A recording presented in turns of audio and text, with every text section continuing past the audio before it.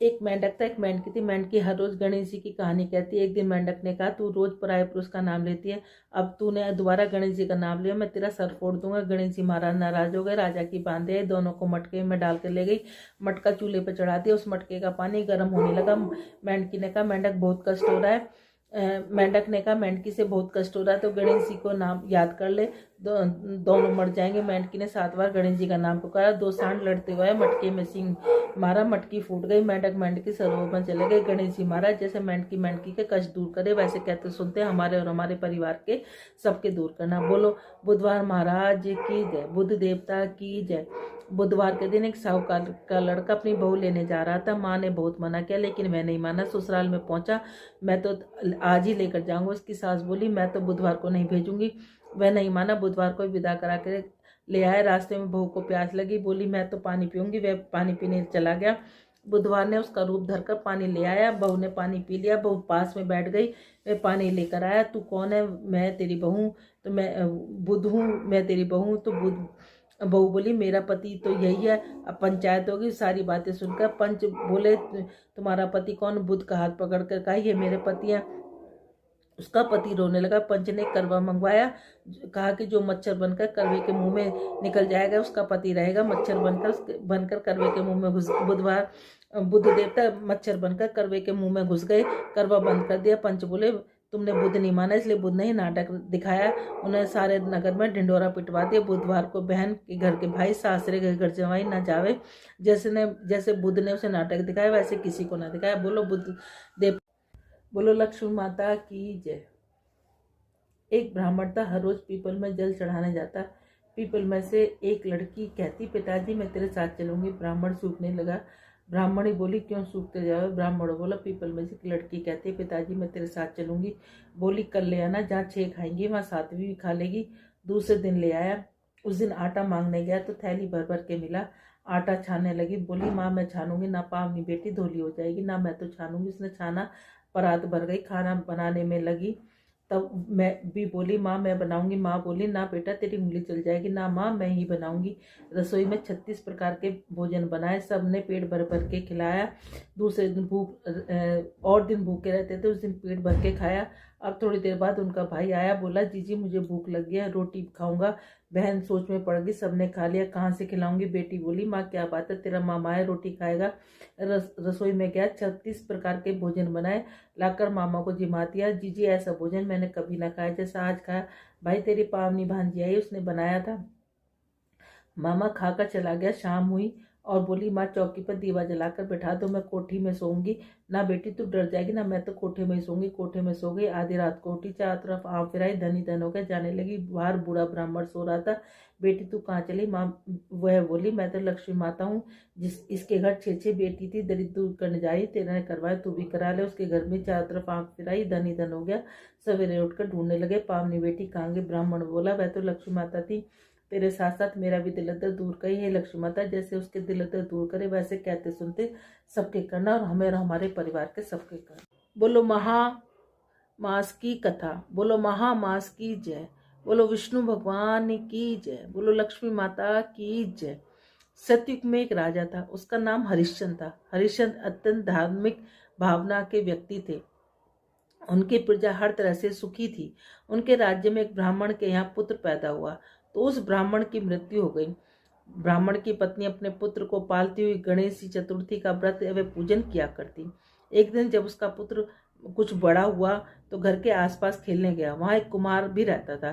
किसी ने कुम्हार से कहा कि यदि तू बालक की बलि अपने आवे में देगा तो तेरा आवा सदा जलता रहेगा, बर्तन पकते रहेंगे। अतः कुम्हार ने जब ब्राह्मण के बालक को गणेश की मूर्ति से खेलते देखा तो बालक को पकड़कर आवे के पास रख दिया और आग जला दी। जब ब्राह्मणी का बालक बहुत देर हो गया तो घर नहीं आया तो ब्राह्मणी बड़ी दुखी हुई। उसको रोज जीवन रक्षा के लिए गणेश जी की प्रार्थना करने लगी, विष्णु भगवान की प्रार्थना करने लगी। गणेश जी और विष्णु भगवान की कृपा से उसके पुत्र का कुछ भी नहीं बिगड़ा, बस थोड़ा सा जल भर गया।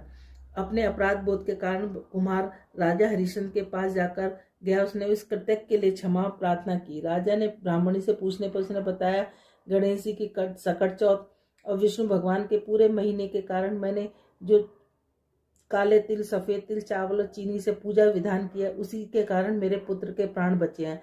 तो उसने कुमार से कहा यदि तुम इसकी तरह व्रत करोगे और इसकी तरह ही सारे दान पुण्य करोगे तो तुम्हारे भी सभी दुख दूर हो जाएंगे। सभी ने ऐसा ही करना शुरू कर दिया, जिससे उनके सब दुख दूर हो गए। इसीलिए महामास में तिल का दान, तिल का भोजन और तिल की कहानी का बड़ा महत्व है। इसलिए इसे बार बार तिल का दान के लिए कहा जाता है। इसी महीने में ही गणेश चतुर्थी का व्रत भी आता है, जो इस साल में 31 जनवरी का है। उसकी भी क्लिप में अलग से बना के गणेश चतुर्थी के व्रत की क्लिप भी बना दूंगी और कहानी भी उसके अंदर डाल दूंगी। उस व्रत का नाम है सकट चौथ, जो इस साल 31 जनवरी को पड़ेगी। एक बुढ़िया माई थी, तुलसा माता की पूजा क्या करती। कहती तुलसा माता तू सुखदाता, मैं बिरला सींचू तेरा, तू कर निस्तारा मेरा। पाट दे पिटंबर दे, विश्वनाथ के घाट दे, चटके की चाल दे, पटके की मौत दे, कृष्ण जी का कंधा दे, वृंदावन का वास दे, मीठा मीठा ग्रास दे, वैकुंठ का वास दे, कार्तिक का महीना दे, काशी का दिन दे, कार्तिक माह बैसाख का महीना दे, काशी का दिन दे। आए कृष्ण जी भगवान। इतनी औरतें आती हैं, तुम्हारे को लाड़ चाव करती हैं, पूजा पाठ करती है, कार्तिक माह बैसाख में तुम्हारी पूजा पाठ करती हैं, फिर भी तुम सूखती जा रही हो। कहने लगी, तुलसा मैया बोलने लगी कि मैं सब कुछ तो दे दूंगी, लेकिन तुम्हारा कंधा कहाँ से दूंगी। तो भगवान ने कहा कि कोई बात नहीं। उन्होंने एक घंटी दे दी कि इसे बजा देना, मैं चलाऊंगा। एक दिन उसने सोचा घंटी बजा के देखो तो सही, कहीं आते कि नहीं आते कृष्ण जी भगवान। उन्होंने घंटी बजाई, आए कृष्ण जी भगवान। क्या बात है कि कुछ नहीं, कि कुछ तो बात है कि ऐसे ऐसे वो तुम्हारा कंधा मांगती है। कहने लगे कि ठीक है। अब एक दिन बुढ़िया माई तुलसा माता ने घंटी बजाई, सोचने लगी देखो कृष्ण जी भगवान आते कि नहीं आते। उन्होंने घंटी बजाई, कृष्ण जी भगवान आ गए। कहने लगी क्या बुढ़िया माई मर गई कि नहीं, मैं तो इसलिए आई हूँ कि तुम आते कि नहीं आते, मैंने घंटी इसलिए बजाई थी। एक दिन बुढ़िया माई सचमुच में मर गई, किसी के उठाए से न उठती। सब कहने लगे सवेरे उठ गए, जिन क्या पाप घाट की माला फेरती थी जो इतनी भारी होगी, किसी के उठाए से न उठते। आए कृष्ण जी भगवान, देखो तो सही दुनिया में क्या डंडोल है कि एक बुढ़िया माई मरी पड़ी है। वो कहने लगे मैं भी देख लूँ। सबने कहा इतने बड़े बड़े योद्धाओं से तो उठे नहीं, तुम जैसे बालक से क्या उठेगी। एक कहने लगा इसे भी अपने मन की करने दे। कहने लगी कि अच्छा। वो जाके कहने लगे कृष्ण जी भगवान ने उसके कान में कहा बुढ़िया माई मैं आ गया। कहने लगी ऐसे नहीं, मोर मुकुट पीताम्बर पहने, हाथ में मुरली बजाते, सबके सामने दर्शन दो। उन्होंने मोर मुकुट पीताम्बर पहने, हाथ में मुरली बजाते, सबके सामने दर्शन दिए। जैसे तुलसा मैया कृष्ण जी भगवान तुमने उनको दर्शन दिए, वैसे कहते सुनते हमारे और हमारे परिवार को सबको देना था। की जय। गंगा जमुना माई की जय। ठीक। एक बार गंगा जमुना किसान के खेत से जा रही थी, तो जमुना माई ने 12 दाने तोड़े। तो गंगा माई कहने लगी तूने तो 12 दाने तोड़े, तो ये तो चोरी का पछावन लग गया। वो कहने लगी कि कैसे उतरेगा, तू सेठ के यहाँ 12 वर्ष नौकरी कर ले। उसने सेठ के यहाँ 12 वर्ष नौकरी कर ली।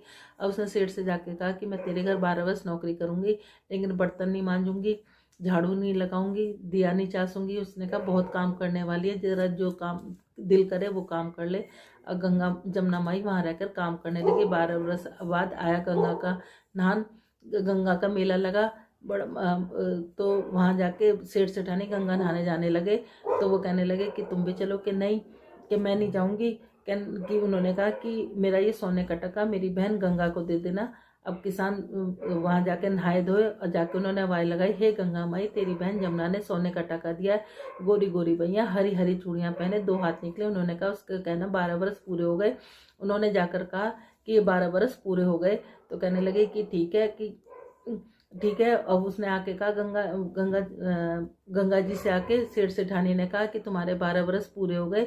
वो सहज धारा भर के बह निकली। सेठ सेठानी बड़ा दुख मनाने लगे, औंधे पड़ गए कि हमसे तो बड़ा दोष लग गया हमें तो, क्योंकि हमने जमुना माई से काम कराया। अब गंगा माई ने पूछा कि तूने कुछ कह के आई है, धीरज बंधा के आई। न मैं उन्हें कुछ कह के आई न धीरज बंधा के आई। जाओ उन्हें कह के आना, धीरज बंधाना, कहना तुम्हारा कोई दोष नहीं है, 7 जन्म 7 पीढ़ी तुम्हारे घर में अन्नपूर्णा लक्ष्मी सरस्वती का वास होगा।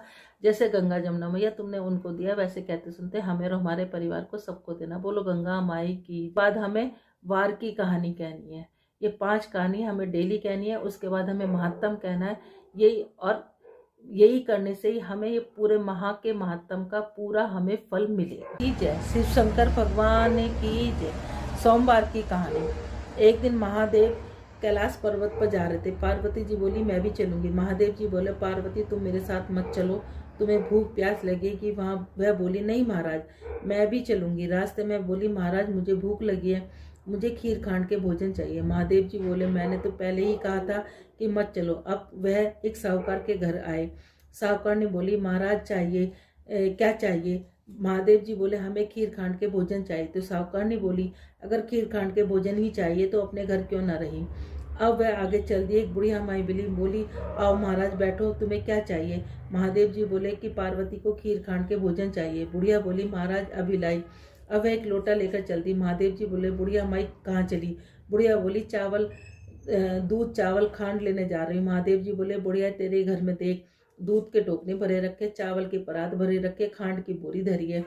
अब टोकना भर के खीर बना ली। महादेव पार्वती को जिमा दिया। बुढ़िया बोली अब बची हुई खीर का क्या करूं? मेरे तो कोई भी नहीं है। महादेव जी बोले बुढ़िया ने आंख मिच ली। आज आंख खोल कर देखी तो खूब परिवार हो रहा है।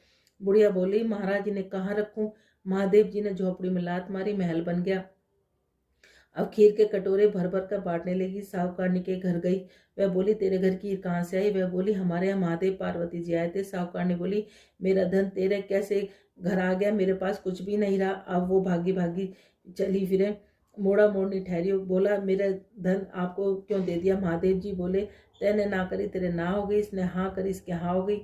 ना मैंने उठाया ना मैंने डाला, पैर पकड़ कर खड़ी हो गई। महाराज कुछ तो दो। महाराज जी बोले तेरे घीदानी में घी रहेगा, तेलदानी में तेल रहेगा, काम तेरा रुके ना, धन तेरा जुड़े ना। जैसे बुढ़िया माई पे आए महादेव महाराज वैसे सब पे आना, जैसे साहूकारनी पे वैसे तुम किसी पे मत आना। बोलो भोलेनाथ की जय। शिव शंकर।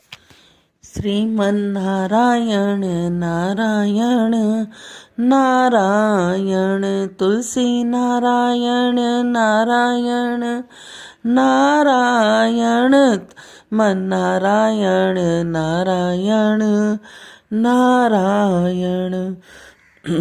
बोलो महामातम की जय। 21वां अध्याय। लोमेश जी कहने लगी कि पूर्व काल में अवंती देश में वीरसेन नाम का एक राजा था। उसने नर्मदा के किनारे रासु यज्ञ किया और अश्वमेध यज्ञ भी किया, जिसके खंभे सोने के बनाए गए। ब्राह्मणों को अन्न का बहुत सा दान किया, बहुत सी गौएं, सुंदर वस्त्र और सोने के आभूषणों से युक्त दान दी। वह देवताओं का भक्त और दान करने वाला था। भद्रक नामक का एक ब्राह्मण जो अत्यंत मूर्ख, कुलहीन, कृषि कार्य करने वाला, दुराचारी तथा अधर्मी था, वह भाई बंधुओं को त्यागा हुआ इधर उधर घूमता हुआ देव यात्रियों के साथ प्रयाग में आया और महा में उसके साथ 3 दिन स्नान किया। वह 3 दिन में ही निष्पाप हो गया। फिर वह अपने घर चला गया। वह ब्राह्मण और राजा दोनों की मृत्यु को प्राप्त हुआ। मैंने इन दोनों को बराबर इंद्रलोक में देखा। तेज, रूप, बल, स्त्री, वस्त्र, आभूषणों से में दोनों समान थे। ऐसा देखकर उनके महात्म को क्या कहा जाए। रासु यज्ञ करने वाला स्वर्ग के सुख भोग कर भी जन्म लेता है, परंतु संगम में स्नान करने वाला जन्म मरण से रहित हो जाता है। गंगा और यमुना के संगम की हवा से स्पर्श से ही बहुत से दुख नष्ट हो जाते हैं। अधिक क्या कहें, किसी भी तीर्थ में किए गए पाप महामास में प्रयाग में स्नान करने से नष्ट हो जाते हैं। मैं पिशाच मोचन नामक एक पुराना इतिहास सुनाता हूँ। इस इतिहास को यह कन्याएं और तुम्हारा पुत्र भी सुने, उनसे उनकी स्मृति प्राप्त होगी। पुराने समय में देवश्रुति नाम का एक बड़ा गंभीर और वेदों का प्राण एक वैश्य ब्राह्मण था। उसने पिशाच को निर्मुक्त किया था। वेद निधि कहने लगा कि वह कहाँ का रहने वाला था, किसका पुत्र था, किस पिशाच को उसने निर्मुक्त किया। आप विस्तार पूर्वक सब कथा सुनाइए। लोमेश ऋषि ने कहा, किल्प यज्ञ से निकली हुई सुंदर सरस्वती के किनारे पर उनका स्थान था। जंगल के बीच में पुण्य जल वाली सरस्वती बहती थी। वन में अनेक प्रकार के पशु भी विचरते थे। उस ब्राह्मण के श्राप के भय से पवन भी बहुत सुंदर चलती थी तथा समय पर वर्षा भी बरसती थी और वन चैत्य रथ के समान थी। उस जगह आश्रम में धर्मात्मा देवश्रुति रहता था। उसके पिता का नाम सुमित्र था और वह लक्ष्मी के वरदान से उत्पन्न हुआ था। वह सदैव आत्मा को स्थिर रखता, गर्मी में अपने नेत्र सूर्य की तरह रखता, वर्षा में खुली जगह पर तपस्या करता, हेमंत ऋतु में स्वारथ सरोवर में बैठता था, त्रिकाल संध्या करता था, जितेंद्रिय और सत्य वक्ता था, अपने आप गिरे हुए फल और पत्तियों का भोजन करता था। इसका शरीर सूखकर केवल हड्डियां मात्र रह गई। इस प्रकार उसके तप करते हुए हजारों वर्ष बीत गए। तप के प्रभाव से उसका शरीर अग्नि के समान प्रज्वलित था। विष्णु की प्रशंसा से वह सब कार्य करता था। दधीचि ऋषि के वरदान से वह श्रेष्ठ वैश्य हुआ। एक समय वह ब्राह्मण ने बैसाख महीने की काशी को हरि पूजन कर अपनी सुंदर स्तुति तथा विनती करी। उसकी विनती सुनकर भगवान उस समय गरुड़ पर चढ़कर उसके पास है। चतुर्मुख विशाल नेत्र मेघ जैसा स्वरूप भगवान को स्पष्ट देखकर प्रसन्नता के मारे उसकी आंखों में आंसू भर आए। कृतकृत होकर भगवान को प्रणाम किया और उसने अपने शरीर को भी याद न रखा और भगवान के ध्यान में लीन हो गया। तब भगवान ने कहा, हे देवश्रुति, मैं जानता हूँ तुम मेरे परम भक्त हो, मैं तुमसे अति प्रसन्न हूँ, वर मांगो। इस प्रकार भगवान के वचन सुनकर प्रेम ने मारे लड़खड़ाती वाणी में कहने लगे, हे देवादिदेव, आपकी माया से शरीर धारण करने वाला आपका दर्शन देवताओं को भी दुर्लभ है। अब आपका दुर्लभ दर्शन भी हो गया, मुझे और क्या चाहिए? मैं सदैव आपकी भक्ति में लगा रहा हूँ। भगवान उसके वचन सुनकर कहने लगे कि ऐसा ही होगा। तुम्हारे तप में कोई बाधा नहीं पड़ेगी। जो मनुष्य तुम्हारे कहे हुए स्रोत को पढ़ेगा उसकी मुझ में अचल भक्ति होगी, उसके धर्म कार्य संगोप्रांग होंगे और उसके ज्ञान से पर निष्ठा होगी। बोलो महामातम की जय। श्रीमन नारायण नारायण नारायण, लक्ष्मी नारायण नारायण नारायण, तुलसी नारायण नारायण नारायण, श्रीमन नारायण नारायण नारायण। तुलसा महारानी नमो नमो, हर की पटरानी नमो नमो। कौन से महीने में बोई रानी तुलसा, कौन से महीने में हुई हरियाली, नमो नमो तुलसा महारानी नमो। आषाढ़ मास में बोई रानी तुलसा, सावन मास में हुई हरियाली, नमो नमो तुलसा महारानी नमो। कौन से महीने में हुई तेरी पूजा, कौन से महीने में हुई पटरानी, नमो नमो तुलसा महारानी नमो नमो। कार्तिक महा बैसाख में हुई मेरी पूजा, मंगसिर मास में हुई पटरानी, नमो नमो तुलसा महारानी नमो नमो। ऐसा क्या मैया जप तप कीना, जो शालिग्राम की हुई पटरानी, नमो नमो तुलसा महारानी नमो नमो। 8 बरस कार्तिक के नाई, 7 बरस बैसाख के नाई, 9 बरस माह के नाई, तो शालिग्राम की हुई पटरानी, नमो नमो तुलसा महारानी नमो नमो। 56 भोग 3600 मेवा, बिन तुलसा हरि एक न मानी, नमो नमो तुलसा महारानी नमो नमो। एक पत्र तुलसी का रख दिया, शालिग्राम ने हंस हंस मानी, नमो नमो तुलसा महारानी नमो नमो। धूप दीप नैवेद्य आरती, जो तुलसा सवेरे गावे, श्री कृष्ण जी के दर्शन पावे, नमो। जो तुलसा दोपहर में गावे, खीर खांड के भोग लगावे, नमो नमो। जो तुलसा सही सांझ को गावे, श्री कृष्ण जी की आरती उतारे, नमो नमो। जो तुलसा आधी रात को गावे, यम के दूत निकट नहीं आवे, नमो नमो तुलसा महारानी नमो। क्वारी गावे घर भर पावे, तरनी पुत्र खिलावे, नमो नमो। हम तुम गावे सदा सुख पावे, तुलसा माँ के लाड़ लड़ावे, नमो नमो तुलसा महारानी नमो नमो। धूप दीप नैवेद्य आरती, पुष्पों की बरसा बरसानी, नमो नमो तुलसा महारानी, नमो नमो हर की पटरानी, नमो नमो तुलसा महारानी, नमो नमो। इसके बाद आप ओम जय जगदीश वाली आरती करके और उसके बाद आपकी ये पूजा संपूर्ण हो जाएगी। ये डेली पूजा आपको इसी तरह करनी है और मैं हर रोज आपको 5 कहानी और महात्म आपको हर रोज बतलाती ही रहूंगी। बोलो राधे राधे। जरा सामने तो आओ चलिए, छुप छुप चलने में क्या राज है, जब आ ना सकोगे मेरे सामने तो बता दो क्या राज है। जरा सामने तो आओ चलिए, छुप छुप चलने में क्या राज है, जब आ ना सकोगे मेरे सामने तो बता दो क्या राज है।